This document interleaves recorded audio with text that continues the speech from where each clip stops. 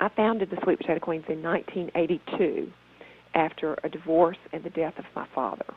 I needed a little perking up. My friend Malcolm White decided that Jackson, Mississippi needed a St. Patrick's Day parade for no apparent reason. It's not like there's a whole bunch of Irish people living here, although I am one. But he started the St. Patrick's Day parade. And, of course, in the South, we have a beauty queen for every day of the week, every organization. Everybody's got a beauty queen. Now, even in 1982, I was a little bit far removed from the beauty queen circuit, but I declared myself to be the Sweet Potato Queen for that first St. Patrick's Day parade because I thought it sounded funny and still do. And every year I was reinventing the wheel, getting people to come and be a Sweet Potato Queen. All you had to do was wear some kind of green ball gown and a tiara, ride in the back of a pickup truck, smile, wave, and throw sweet potatoes. Those were the only requirements. And there were not as many takers as you might think for this stellar opportunity. Once I came up with the outfits, which you can see on the covers of the early books from the Sweet Potato Queen's Book of Love forward, the green sequin outfits that are heavily augmented in the, shall we say, breastal and asshole regions. Once I came up with the outfits and it kind of clicked for everybody else in the world, they got it, and now everybody, literally and their grandmother, wants to be a Sweet Potato Queen. And it's too late. But I did invite them with the publication of the first book to come to Jackson, Mississippi and be in the parade and be the queen of whatever they choose. And if you look at the chapter list on sweetpotatoqueens.com, some of the chapter names and mottos are absolutely hysterical. And the costumes, they have more costume changes than we have now. They come to Jackson with trailers full of costumes. And it's just a great weekend, but it's also a year-round, a lifelong thing of getting together with your girlfriends and playing.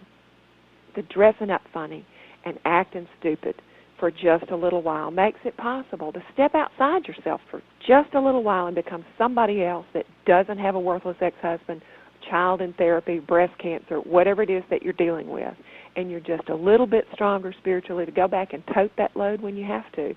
And in my experience, anyway, the load will be there when you get back. Nobody will come and get it while you're gone playing. But that is the essence of the Sweet Potato Queen movement, is the power of play in our lives, that choice is the most important word in our language. If you ain't loving your life, change it. Life is too short and too long to spend it doing anything that doesn't make your heart sing. I was inspired to write a guide to raising children by the fact that my own personal daughter, in fact, God, I only had the one, entered the teenage years, and it was a good outlet as opposed to visiting the gun show or the drug dealers in the hood.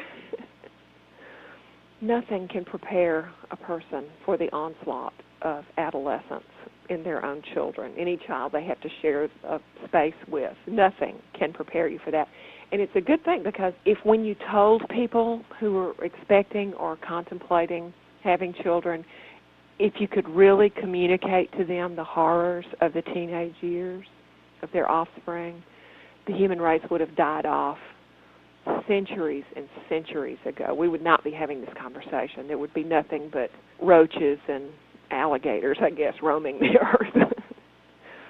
What I hope mothers or soon-to-be mothers or anybody who reads this book will take away from it is, like with all my books, the power of play in our lives, that it cannot be overstated. You might as well laugh. I mean, I don't care who you are. There's something difficult going on in your life on a given day. And the ability to stop and look at it. My father taught us that there are very few things in life that you really and truly cannot change. But when you do encounter one that you really and truly cannot change, the task at hand is to figure out how to either make fun out of it or to make fun of it. And that's sort of what I do with it, is you might as well laugh.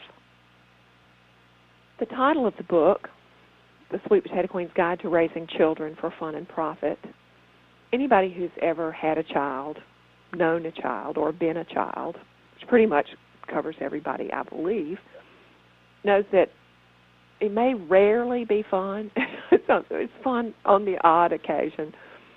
It is never profitable. So even the title of the book is a joke. The structure of the book is, I've thought of 12 things this morning of, I didn't talk about that. I didn't talk about that. There was so much.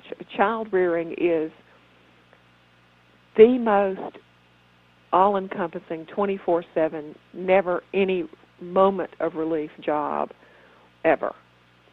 I mean, I have barely scratched the surface with this book. I had so much help with this book from fans, from queens, literally all over the world, who sent in their own child-rearing horror stories. And one of my favorites is the woman whose children will, one of their mottos, I think, is, find a hole and fill it. And they are particularly fond of putting objects in their various orifices, and starting with the nose as a rule. And so this one young man had put a pea, of course, up his nose, and then it could not be retrieved. But the husband, the father of this child, purported to take a nasal syringe and hook it up to a shop vac, and was, chasing the kid around, wanting to suck the pee out of his son's nose with the shop vac, and the child resisted. Then when they went to the emergency room, a doctor who looked only maybe a year or so older than the child with the pee in his nose used a paper clip or something to get it out, and of course charged the mandatory $400 or $500. You wouldn't think you would have to tell children to not put things up their nose, in their ears, or any other orifices.